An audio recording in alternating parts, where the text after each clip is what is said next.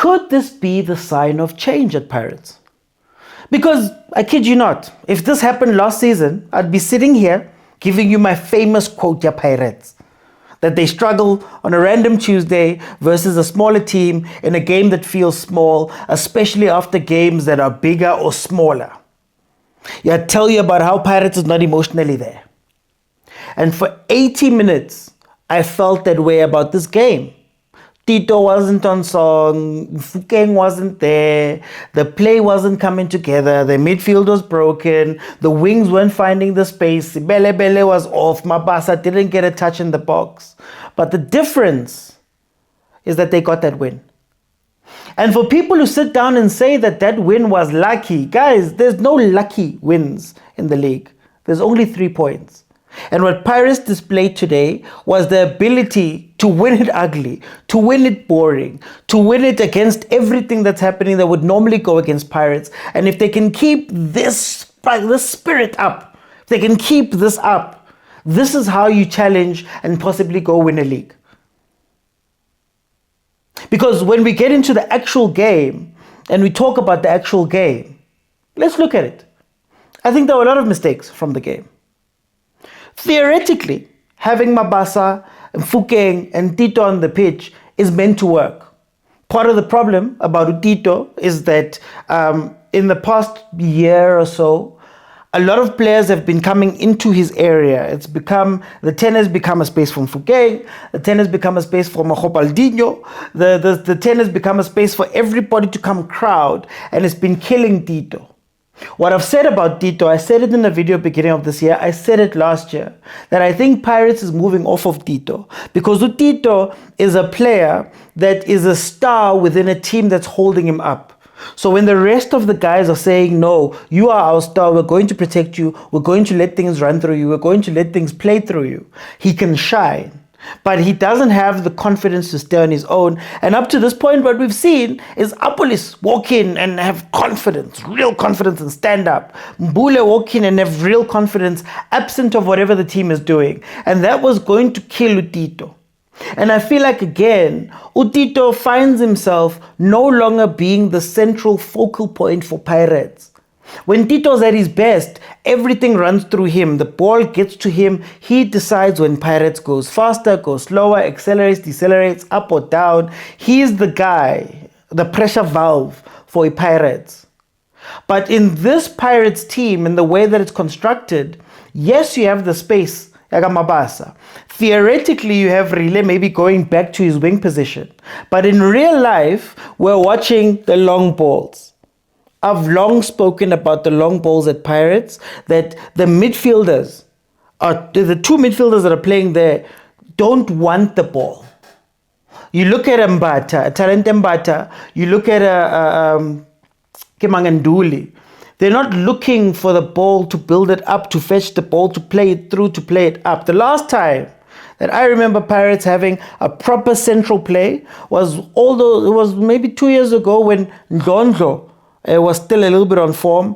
They were playing Oki and CBC and they couldn't play to the defenders. So he was coming back to fetch that ball and then start the ball up, right? But absent of that, the moment you've got ball playing center backs, they go back to what they normally do. The moment there's a comfortability in the center back role, they'd much rather play those balls long, trust the ball. And we used to see it with Unda.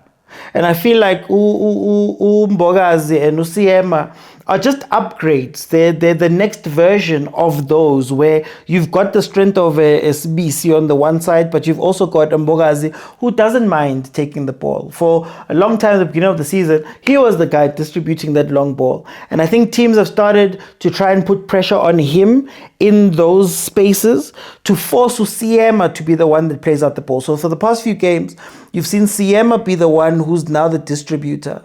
And he's got his mistakes, but he does that very well. But what that does is 2 things. Number one, you cut out the midfield. So Tito's not going to play in that team. You cut out the midfield completely because there's nobody who's willing to play the linking ball. Tito became a runner, a 4th runner up top instead of a controller. But anyway, you minus the midfield, number one. But then secondly, the long balls create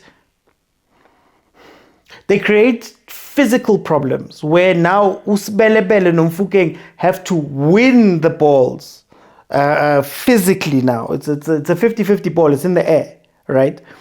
And when you have Mabasa on the pitch, you no longer have the ability to play that long ball and know that Makhupa can win the first ball. And know that Makhupa can get there and be the guy who flicks it on, who plays it through, who puts it down for Tito to now play, or he puts it through for Mfukeng or Siwelele to find the spaces in behind the defense. Now, the long balls were working a little bit, because the nice thing about Mabasa is that because he's a constant presence with the defense, always standing with the defenders can't forget about him. And you saw a chance very early on where Mfukeng was making the run because the defenders were looking at Mabasa. And maybe Mfukeng should have done a bit better early in the first half, but that was really the only spark you saw from there. And you were starting to feel that emotional thing, yeah, Pirates. I always say Pirates is an emotional team in that when the game is high stakes and the adrenaline is high, they win those games. They play well. They assert themselves. But they can't seem to wake themselves up for the games that quote-unquote don't matter. These are the games in hand later on in the season when you're asking about, hey, where's the 3 points? Hey, where's this? Where's that? We're playing well. Now Sundowns is gone. These are those games, and that's what that first half looked like. Siwelele, very interestingly, I think they realized that, okay, Tito's on, the midfield's not going to play. So they sort of packed a little bit. They had their midfielders sit just there, like in the hole, so that they could stop Pirates from wanting to play that way. And because that defense was set, they stopped the guys from going wide. The trick to a low block is knowing exactly who you are isolating. So I think what they did was, Siwelele is in the vein of a Saleng. He wants that space in behind. He wants that space through. He wants to do those type of things, right? That's what he wants. So if you can just keep your guys honest on the sides, then you'll see something. You'll see them not be able to play. Another thing that's worrying me is Mfukeng. Mfukeng's strength for me, or the strength of that left-hand side, Pirates, and part of why there was a little bit of excitement for me seeing Utito and Mfukeng on the pitch, was that at their best, it was an overload. So it was making the defense choose who's going to kill you today, right? So you'd have Mfukeng out wide up top, facing your right back, mano y mano, taking him on straight. But you couldn't ask for help because Hoto was coming in, Tito was also there. So best case scenario for Pirates, or worst case scenario, was that the defenders got Mfukeng covered. Because Tito's coming towards the left a little bit, your center back or your CDM has to watch the guy and you allow Hoto to run straight through. Or vice versa, you try and track Hoto, you leave Mfukeng 1v1, he skins the man and goes through. Or you try and track Mfukeng, he plays the 1-2 with Tito, he plays it through. The left-hand side was where Tito used to love to go. But because Mfukeng, the experiment of taking Mfukeng centrally is still on, you lose both players. And I feel as though Mfukeng loses the structure and the support that he used to get from Hoto and Tito because he's coming inside, but also he's in a space that he's not used to. It only really looked good when Tito came off, Appollis came in, and Appollis was then playing that little bit of that little space there where he played the ball through Mfukeng, took a shot and it was wide, right? So I still question this idea that you want to take Mfukeng and make him a 10. I still question that. And Urile, I question a little bit of his development right now, whether he is getting better or is he going backwards, because he's disappearing a little bit more than usual in these games. But here's where things are different for Pirates. So if you watch my live stream, my live watch along, it's on YouTube. You can watch it back. When Appollis came on, I said that this might be good for Pirates. So what Pirates, I think, was struggling to do was to replicate what you do in a cup.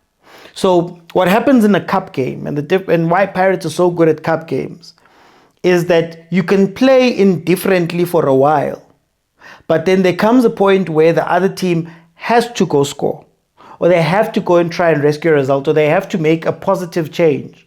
And the moment they make that positive change, that's when Pirates then goes, okay, Aboriles, Banbani, come on, they're pushing people forward, let's try catch them off. And they were struggling to replicate that. Well, they were winning all their games. I mean, they're cup kings. But they were struggling to replicate that in the league. Because in the league, teams are fine with a 0-0. Or 1 point is fine.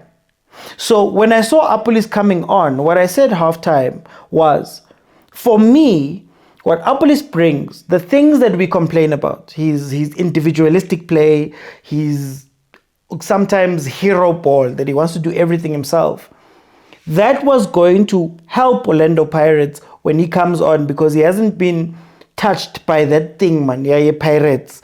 You know, you can feel the days when Pirates is going to struggle. You feel it through the fans. You feel it through how they speak on the lives. You feel it through how they speak in the up game. You see it in the before the game. You see it in the body language of the players. Like, you can tell that this is a game.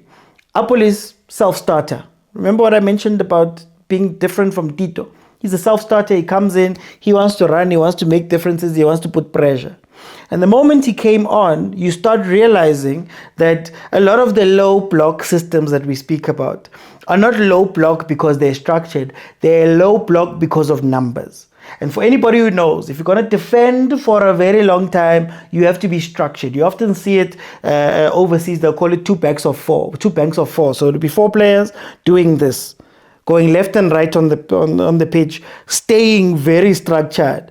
But you started to see, oh, okay, that Siwelele defense wasn't really ready to play this game. And what was also interesting was when you bring on Mahopaldinho, the ability to come back in and link up. So I've spoken about the long balls. I know it wasn't a high ball for the goal, and I know he scuffed the ball or whatever, but having that ball come in and having somebody who's looking to give it to Appollis, who previously was looking to give it to Tito or looking to play it through, allows a goal to happen. Now, some people may call it luck. Like I said in the beginning, I don't believe in luck. I believe in 3 points. And the scoreboard doesn't say 3 points. The scoreboard doesn't say luck. It says 3 points, right? So what I'd love to see from Pirates is, if you're going to play Abu Mabasa, make sure that Mabasa's role is him being with the defense, but moving. There was a goal that Pirates scored. I can't remember if it's this season or last season. There was a goal where Pirates scored where the player on the right was running up, dragged the right back. Then Mabasa made a run that pulled the center back with him. He actually did that in this game. It wasn't picked up, but that pulled the center back with him and allowed a ball to be played to Tito, who then was facing the right back because the defense shifted, and that allowed Mfukeng an extra pass to Mfukeng, who finishes off. Use Mabasa's box presence if you're going to have him there, but also make sure you feed him. Give him the ball. We know that his strength is him being a poacher, a finisher inside the box. Tell me how many times Mabasa got a ball that came to him in the box, got a ball that was played to him in the box where he could take a chance. So sometimes we call our strikers bad, but what chances are they getting? And Mabasa is one of those players that's a great cup player, because that's when things break down. When the other team is now trying to get something, they break down. That's where he pops up. These are the games for Abu Mahop. Tito's going to have to pull up his socks. He's been overshadowed. Last season I was overshadowed by Mfukeng playing 10. This season is overshadowed by truly self-confident players in Appollis and Mbule. Guys, Mbule didn't even come on today. And Appollis comes in and takes that by the scruff of the neck and says, guys, Nglana, we're going to try and do something. It wasn't the first attack that he was doing. He had the free kick. There was a lot that was happening. Siwelele, a smaller team. When you're playing against a bigger team, guys, you cannot defend for 20 minutes. I don't care who you think you're playing. Whether it's the Chiefs, where the Chiefs is not even that good of a team historically now of his recent history, but whether it's a Chiefs, a Sundowns, a Pirates, trying to defend for 20 minutes doesn't make sense. And I'm not saying don't defend, but understand what you have to do when defending. Understand that when we get that ball back, you have to keep reminding Pirates that no, we can do something here if you guys are not careful. You have to keep reminding Pirates that you can't push people forward. You have to make them think. While we're defending and we're in deep, you can't have Mbogazi. Mbogazi had 2 runs. One run where he took a shot, I think it was. A second run where he almost crossed the ball in. That's a centre back. And what they're seeing is that you guys are sitting back, even though you have an Ohizu on the pitch. You maybe bring in a Samgelo Zwane, you play him in the 10, you have the Ohizu, you win the ball back, you give it to Zwane, he plays it through. You don't need to score. You just have to make them think. You have to make them think that, okay, we can't keep pushing these guys up. That also releases pressure.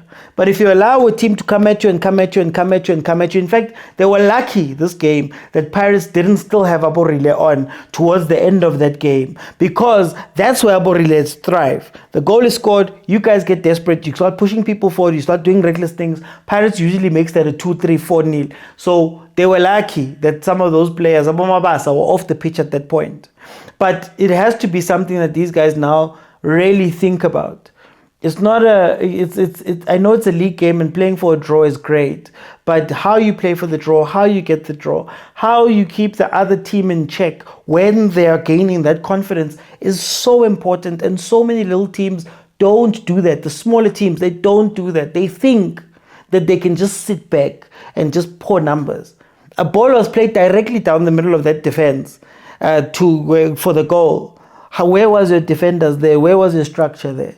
Right, so that's going to be interesting. When it comes to Pirates, I think they still need to look out for that, leaving 2 people at the back, because Mbogazi was under a little bit of pressure. Siema made that mistake that Vincent Pule should have taken advantage of, but you don't want to leave those 2 alone a lot, especially when you start getting other teams. If Siwelele had brought on Christian Saile, well, they did, but let him play like he normally plays, that pressure that he puts on, you might see the type of goal that they scored versus Chiefs, that he scored versus Chiefs for Supersport, where it was a 2-man counter, they played the ball in wide, they played it across, he scored. Those type of things, that's the structure that you need to have. And you found about Potsani defending, you found about Saile playing left back, and you're like, guys, this is not going to last long. But I want to end this off by saying, well done to Orlando Pirates. These are the games that win you the leagues. This is the ugly that gains you the points to win the league. This is the uninspiring win that gains you the points to win the league, because not all 30 games are going to be all interplay and open play and people scoring 3 or 4 goals. Some of these are going to be ugly on an ugly pitch. It's going to be versus a team that doesn't want to do anything and they need to win. And today, that was the difference in the Pirates from last season. Hopefully they can keep it up to give us a proper challenge, a proper run, a proper top of the table scuffle. And I hope teams like Abos Kukune also keep it up so that we can keep the pressure up there. But guys, thank you so much for joining me. I'll see you after the next one. Bye everyone. I'm back.